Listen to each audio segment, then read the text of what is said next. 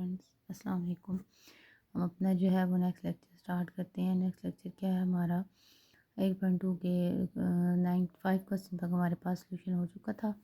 Next question पे जाते हैं। Express each of the following in nth partial sum of infinite series, determine series and check whether it is convergence और divergence.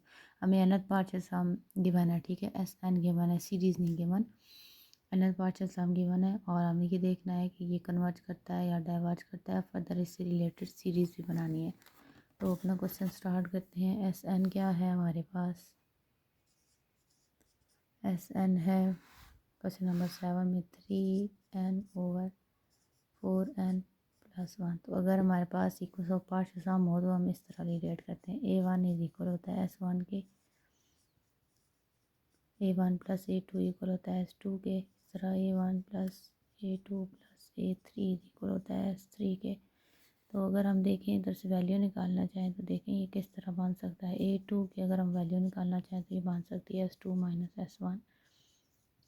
तो A3 की value निकालना चाहें तो ये बन सकती है S3 माइनस, ये उधर चली जाएगी ना ये टर्म। ये देखें ये S1 माइनस क्यों लिखा है, A2 आ जाएगा S2 - A1। तो A1 वैल्यू S1 की तरह S1 पुट कर दिया, ठीक है। सिमिलरली ये दो टर्म जो आग माइनस हो जाएंगी, है A2 - A1, ये आ जाएगा S3 - A2 - A1।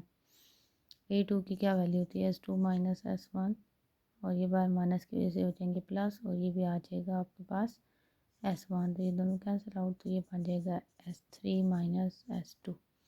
यानी आप इसको जनरलाइज करें तो AN आपके पास आ जाएगा SN - SN - 1। A2 आपके पास आता है S2 - S1। A3 आपके पास आया S3 - S2। तो सो ऑन करने से AN हमारे पास आ जाएगा SN - SN - 1। तो बेसिकली हमने SN - 1 निकालना है और फिर दोनों को सब्ट्रैक्ट करना है।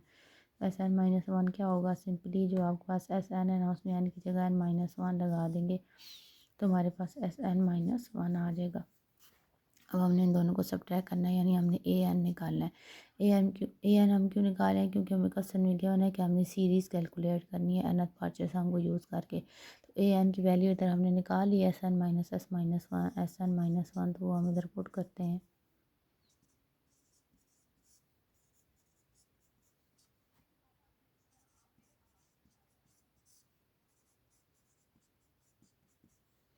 तो देखिए डिनोमिनेटर में हमारे पास क्या है 4n+1, इधर है 4n - 1 + 1। तो ऊपर 3 है तो हम ले लेते हैं 3 कॉमन।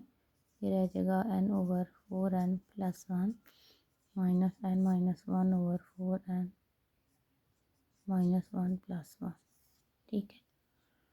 अब जो है हम क्या करते हैं, इसको थोड़ा सिंप्लीफाई कर लेते हैं।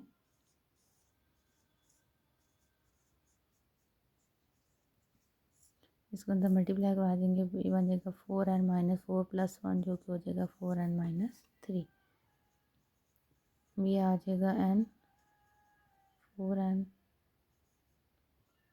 3 - n - 1 4n + 1 divided by 4n + 1 4n - 3। यानी हमने क्या किया, एलसीएम ले लिया।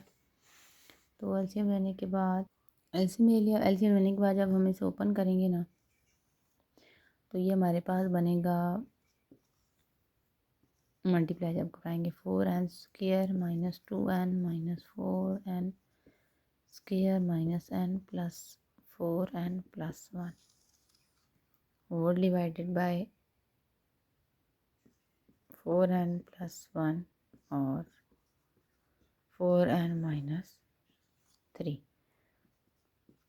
तो इसको जब हम सॉल्व करेंगे ऊपर से सारा तो ये बनेगा n + 1/4n + 1 साथ 4n - 3।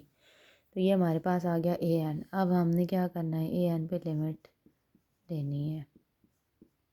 सॉरी, ये बन गया हमारे पास AN। तो AN हमारे पास आ गया है। अब हमने AN से बनानी है सीरीज़।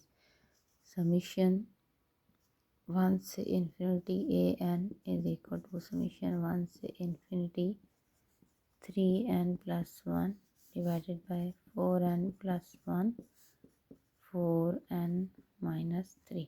यानी ये हमारी जो है सीरीज़ आ गई है इस एन एस एन से रिलेटेड। एस एन हमें ये गिवन था ना, तो इससे रिलेटेड हमारी ये सीरीज़ आ गई है, उससे हमने सीरीज़ निकाल ली यूजिंग दिस फार्मूला। ठीक है, अब हमारे क्वेश्चन का पहला पार्ट सॉल्व हो गया। क्वेश्चन का दूसरा पार्ट था कि अगर सीरीज़ आप निकाल चुके हैं तो फिर आप देखें कि कन्वर्जेंट है सीरीज़ या डाइवर्जेंट। तो उसके लिए देखना पड़ेगा हमारे पास, अगर एस एन कन्वर्जेंट है तो सीरीज़ कन्वर्जेंट होगी, अगर वो डाइवर्जेंट है तो सीरीज़ डाइवर्जेंट होगी।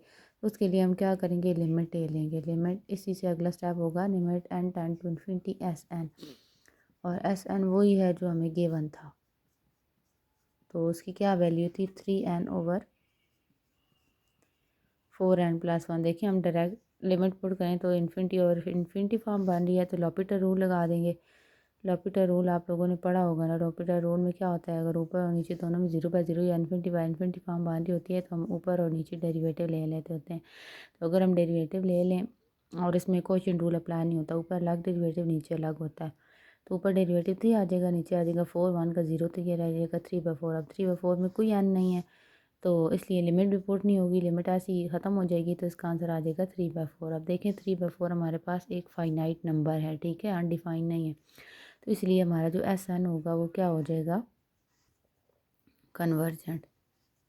जब एस एन कन्वर्जेंट होगा तो इसका मतलब क्या होगा, ए एन भी क्या है, कन्वर्जेंट है।